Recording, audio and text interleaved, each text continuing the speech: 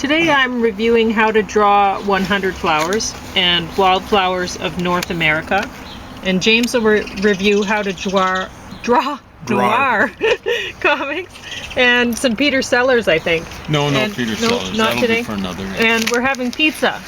And what I did was I put some, I made sort of a hummus with some white beans and so Great Northerns. And then I spread it on the pizza shell, which is naan bread this time. And then It makes a good pizza shell. It sure does. From, what you did last And then I put lots of sauce on because I found that if I put a layer of the bean on, then I can put more sauce and it won't make the crust soggy. Anyway, then I put... That's what you did last night, right? Yeah. So, spoiler alert, it works really well. It works really well. So, cremini mushrooms and then zucchini and red onion or purple onion, whatever. And then I baked it in the oven and then I put the capers and the red peppers on later. And James didn't want strawberries on his salad, but strawberries with arugula and balsamic are amazing.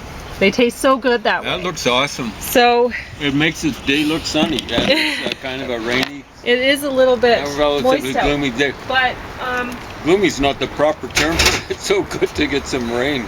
I hadn't fed the birds. They still have seed, as you can see, but the sparrows cannot eat that seed, I think, and so they like the sunflower seed. So I hadn't put new seed out, and that's what I brought this out for, because I put bird seed in these little packages, and then when I go hiking in places, I'll put some of the seeds down on a rock or something, or on a tree stump, and only where I'm allowed to. I don't do it like in the national parks or whatever. Yeah, exactly. But and then so I try to keep the birds fed in multiple places where we go, because what I found is I'm worried because, well, one thing, we noticed that the eagles were coming and hawks were coming around here a lot. And so we've been having to go out with the dogs because we don't want, I mean, Angel's only 3.5 pounds. And even Elvis, I think he'd put up a fight and he's solid muscle, but anyway.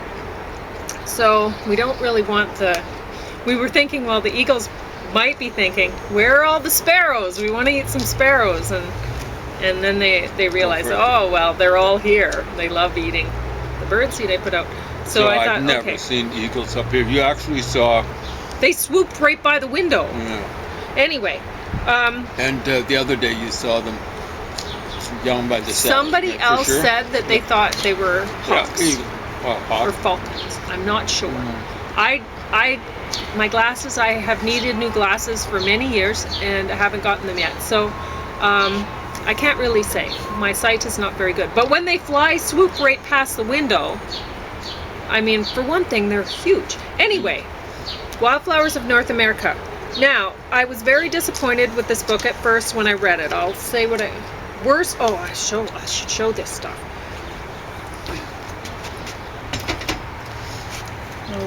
Worst picture of yarrow, page 153. Did you ever see? Huh? Yeah, it's so terrible. It doesn't look like a yarrow, or? No. Can you tell what that is? See that? That's their picture for yarrow. Nobody could identify it from that. No, it's ridiculous. So, upside down picture for Columbia lily, page 85. Wow, okay.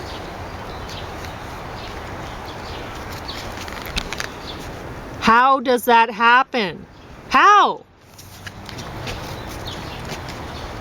Book lacks distribution maps. This is all over. This is for... We're going to have to go in soon because it started misting again. Yeah, this is a coast-to-coast guide to more than 500 flowering plants, which is... You think it's a lot? No. If you know anything about plants, you know there are so many. And this is Wildflowers of North America. This is all North America. So this is like, they'll have plants from Texas and wherever. Alaska, it's kind of ridiculous. Presumably. Yeah, Alaska too. And even there's like Sea Thrift will go up to Greenland and stuff. But anyway, so there's, and a lot of these plants are distributed quite widely, so it works out okay. But what I found, so at first I was like, I would not recommend this book, and I was going out into the coulees on hikes and finding plants, coming back, and I can't identify it. And the main thing is the distribution maps. That is a necessity. No. They're not here. And anyway, so that's my main problem with the book. And the fact that it's just too, we have to go in. So I'm going to say It's color coded up top, though. it That is, yeah. nice. And I've been using it for poetry. I'll show you later. Because the descriptions are actually quite good. Not great. I mean, they don't talk about like the ovary where they're like where it. Anyway, I'm gonna quickly. This flowers. It's not good. Now there's a lot of different flowers in here, but it's not. This how to draw flowers is a way to use an eraser a lot when drawing, and if you're doing things like watercolor, you don't want to use an eraser. You don't, because all of your lines that you make, you're gonna see them. Once you, like, if you erase them, they're still going to leave grooves, like little dents in the paper. Exactly. Yeah, you can't do. So I would not recommend this book. So what about the noir one? What would you say about that? Well, hopefully I'll get to go review in? it a little bit more, but it's pretty bad. It really doesn't teach you how to draw. Yeah, but the guy is good at drawing the stuff. He's good at drawing. He's just not good at teaching it. I segued from this to Jack the Ripper thing. Yeah.